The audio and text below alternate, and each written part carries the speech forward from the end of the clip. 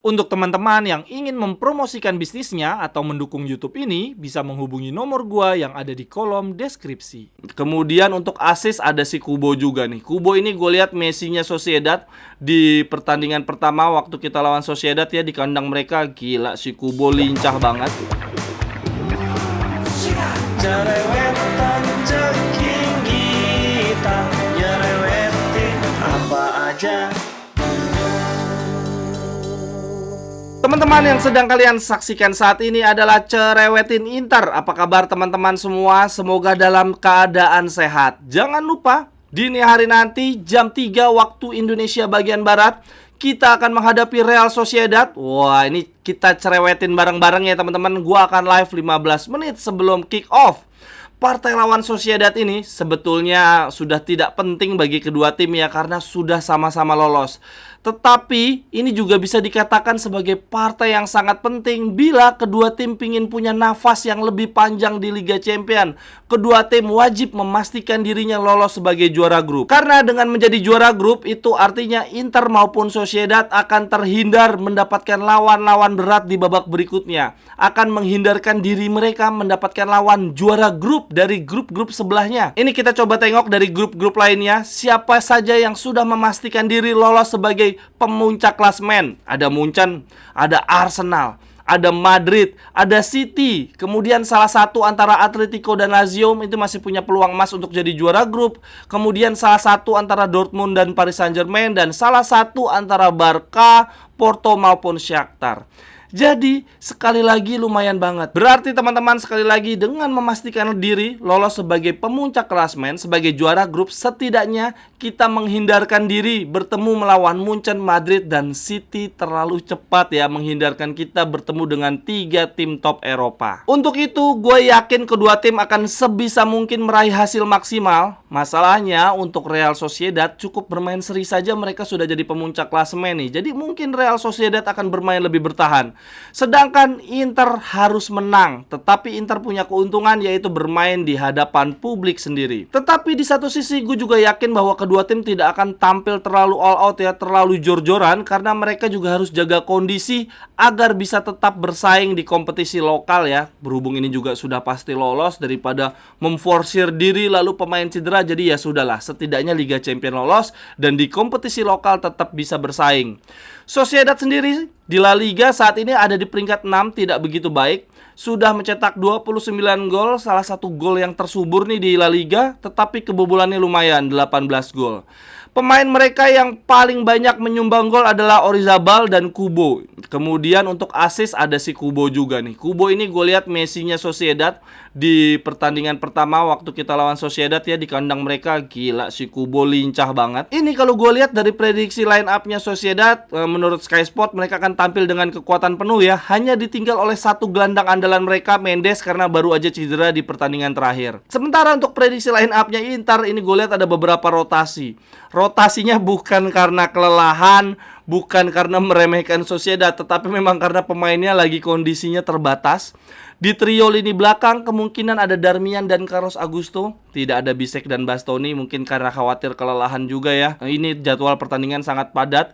Bahkan Sky Sport memprediksi Cuadrado akan menjadi starter di sisi wingback kanan. Kalau menurut gua kayaknya nggak mungkin, Cuadrado masih kondisinya belum fit. Gua malah berpikir tetap Darmian di wingback kanan, kemudian Bisek di center back kanan. Gua agak berbeda nih harapan gua dan feeling gua dengan Sky Sport. Sedangkan di lini depan ternyata menurut Sky Sport bukan Arnautovic Sanchez, tetapi Sanchez dan Thuram. Gua sih sejujurnya berharap banget Inzaghi tetap melakukan rotasi ya, biar bagaimanapun juga setelah melawan Real Sociedad kita masih harus menghadapi Lazio teman-teman di akhir pekan. Jangan sampai kita terjegal ya di partai lawan Lazio. Gue lebih berharap nggak apa-apa deh kita lolos sebagai runner up grup. Yang penting kita bisa menang lawan Lazio. Walaupun gue juga optimis, walaupun kita dengan skuad rotasi kita tetap bisa membungkus Sociedad.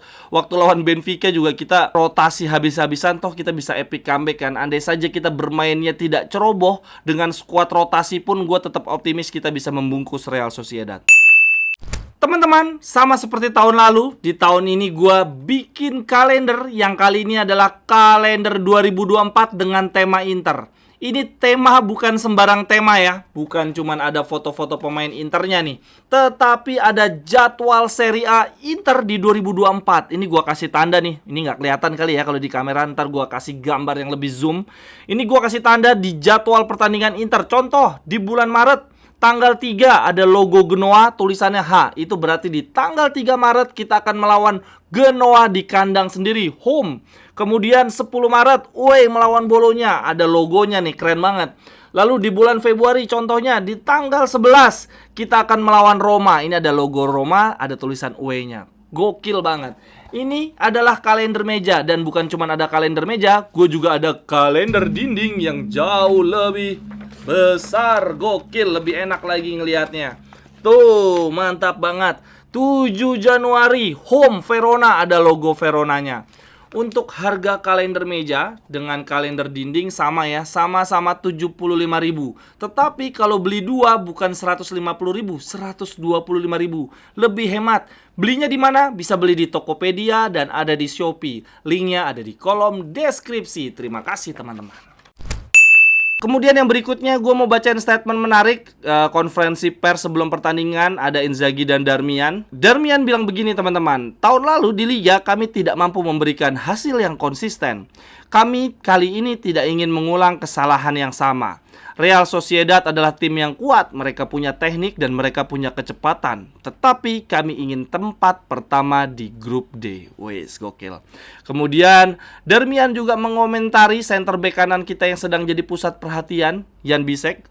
Darmian bilang begini, Bisek memiliki kualitas yang hebat. Dia memiliki potensi untuk bertumbuh sangat besar. Dia berasal dari budaya yang berbeda dan oleh karena itu kami mencoba membantunya untuk segera beradaptasi. Dan dia telah membuat dirinya tersedia untuk banyak mendapatkan ilmu-ilmu baru. Dan dia telah menunjukkan kualitasnya ketika dia dipertanyakan. Mantap. Kemudian ada statement juga dari Simone Inzaghi. Dia ditanya oleh wartawan apakah akan melakukan rotasi. Inzaghi bilang begini, tentu saja saya akan mengubah sesuatu. Saya selalu melakukannya. Kami sedang mengalami kesulitan saat ini. Ada pemain penting yang absen.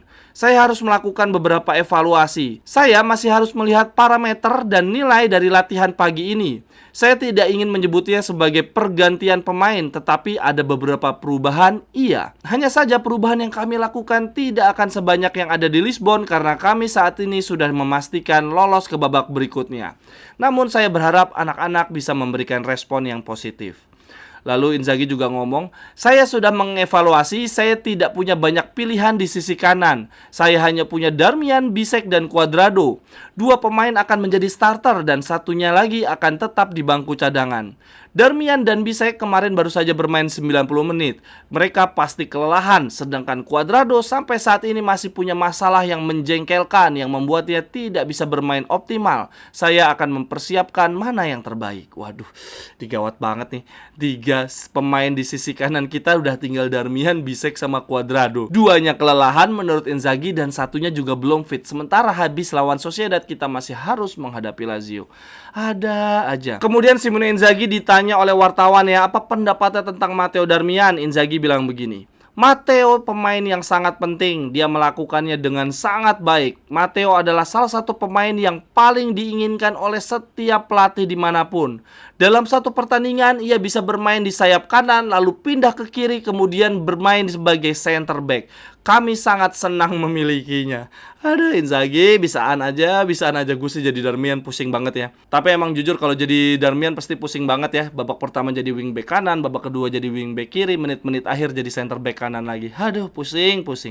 Kemudian yang terakhir, Inzaghi memberikan komentarnya terhadap Fratesi. Banyak yang mempertanyakan kenapa Fratesi tidak bermain di partai lawan Udinese. Inzaghi bilang begini, Fratesi dalam kondisi yang baik-baik saja. Saya melihat dia dalam kondisi bugar selama seminggu ini. Dia juga berlatih dengan sangat baik dalam 2 hari terakhir dan saya pikir dia bisa bermain sejak menit pertama besok. Berarti ini satu pemain yang sudah dipastikan akan ada di posisi gelandang ya, yaitu Fratesi. Kalau teman-teman sendiri prediksi lawan Sociedad gimana nih? Silahkan tuliskan di kolom komentar. Sampai ketemu di cerewetan-cerewetan berikutnya.